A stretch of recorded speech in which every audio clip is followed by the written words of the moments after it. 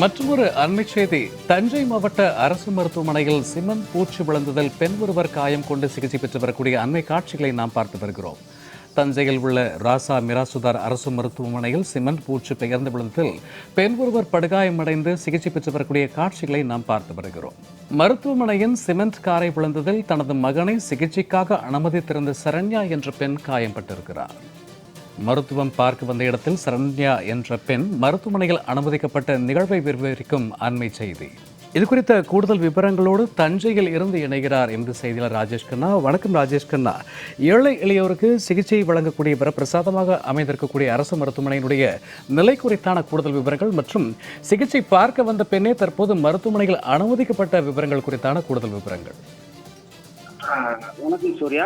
அதாவது தஞ்சாவூர் அரசு மருத்துவமனை பழைய பேருந்து நிலையம் அருகே செயல்பட்டு வருகிறது.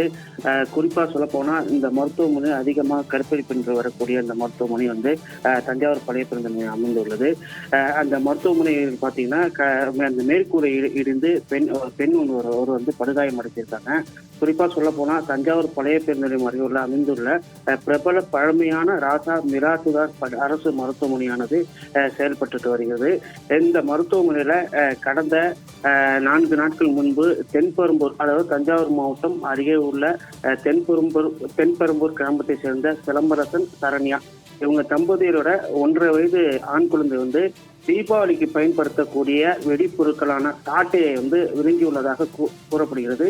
இந்த நிலை அந்த 1.5 வயது குழந்தையை தஞ்சாவூர் அரசு ராசா மிராசுதார் அரசு மருத்துவமனை சிகிச்சைக்காக அனுமதிக்கப்படுறாங்க.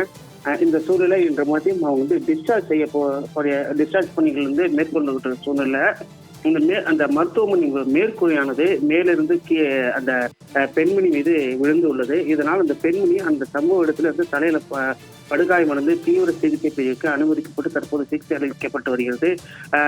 இந்த நிலையில அந்த சம்பவமானது இந்த குழந்தையாட்ட அதிர்ஷ்டவசமாக உயிர் தப்பி இருக்கிறது.